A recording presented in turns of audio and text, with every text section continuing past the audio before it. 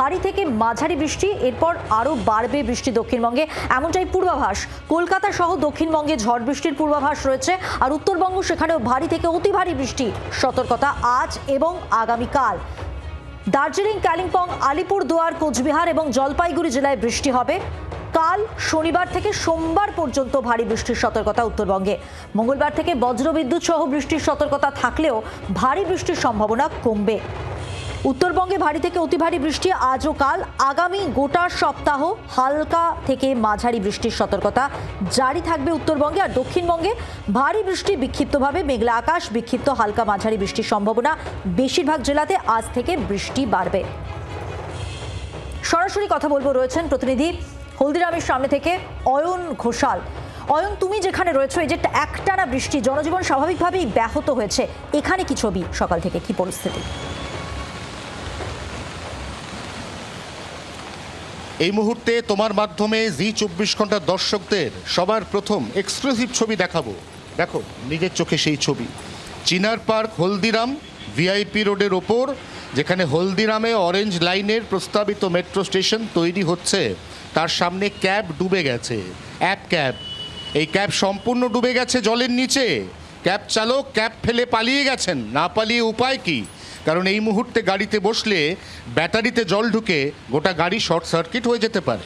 তার থেকেও যেটা গুরুত্বপূর্ণ বিষয়, সেটা হচ্ছে এর ঠিক পাশে রয়েছে ভিআইপি ট্রাফিক গার্ড, বিধাননগর কমিশনারেটের। সেই ট্রাফিক গার্ডের সামনে প্রত্যেকটি ব্যারিকেড জলের মধ্যে ভাসছে, প্রত্যেকটি গার্ডরেল ওই দূরে জলে থই থই। সামনে একটা রেকার ভ্যান দাঁড় করানো আছে, কিন্তু এই ক্যাবকে সেই রেকার ভ্যান দিয়ে তুলে নিয়ে যাওয়ার জন্য রেকার ভ্যানটিকে তো এই পর্যন্ত আসতে হবে। এই পর্যন্ত রেকার ভ্যান এলে তারও ইঞ্জিনে জল ঢুকে যাবে, তখন হিতে বিপরীত হবে। এই গাড়িকে তো তোলা যাবেই না, উল্টে রেকার ভ্যান সেটিরও ব্রেকডাউন হতে পারে। কি দুর্বিষহ অবস্থায় গোটা এলাকার আমি দেখাতে চাইব। এখানে রয়েছে BP Poddar institute of management and technology. সেই ইনস্টিটিউট অফ ম্যানেজমেন্ট অ্যান্ড টেকনোলজির সামনে থেকে শুরু করে এখানে ন্যাচারাল হাইট অর্থাৎ পোদ্দার কোট, পোদ্দার বিহার, এই পোদ্দার বিহার থেকে সর্বত্র মানুষ কিভাবে বেরোচ্ছেন। জনজীবন বিপর্যস্ত। দেখো মানুষ হেঁটে হেঁটে নিজেদের বাড়ি ফিরছেন। ন্যাচারাল হাইটস, পোদ্দার বিহার, তাদেরকে কিভাবে বাড়ি ফিরতে হচ্ছে, কতটা জল।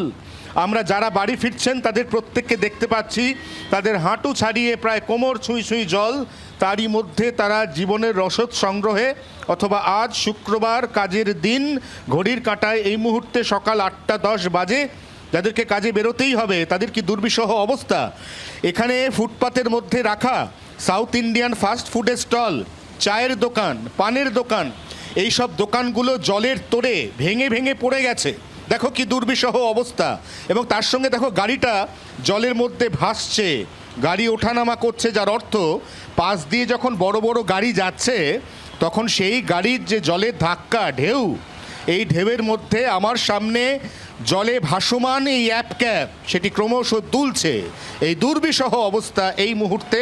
এখানকার নিকাশি ব্যবস্থা নিয়ে মানুষের ভুরি ভুরি অভিযোগ, এবং ইতিমধ্যেই রাজ্যের পুর এবং নগর উন্নয়ন মন্ত্রী অগ্নিমিত্রা পাল তিনি এই জায়গার নিকাশি ব্যবস্থা তার আমূল সংস্কারের জন্য ইতিমধ্যে কলকাতা সহ দক্ষিণবঙ্গে বাড়বে বৃষ্টি। প্রশাসনিক তৎপরতা কিছু কি এখন চোখে পড়ছে?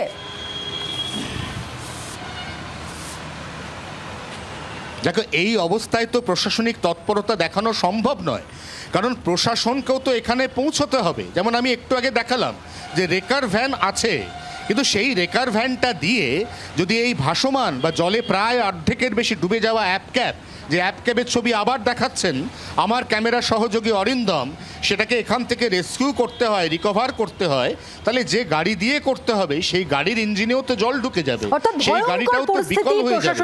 অতএব আগামী সময় অবশ্যই চোখে পড়বে। আশা করছি আমরা যে এই পরিস্থিতি থেকে বেরিয়ে আসা যাবে, কিন্তু আপাতত যে ছবি তা কিন্তু বলছে যে আরো বৃষ্টি হলে কিন্তু এই অবস্থা আরো খারাপের দিকে যাবে। আপাতত ধন্যবাদ অয়ন তোমাকে। সরাসরি হলদিরামের সামনের ছবিটা এবং চিনার পার্ক সংলগ্ন যে এলাকা, সেইখানে কি পরিস্থিতি টানা বৃষ্টির ফলে, সেই ছবিটাই তুলে ধরলেন সরাসরি প্রতিনিধি অয়ন ঘোষাল।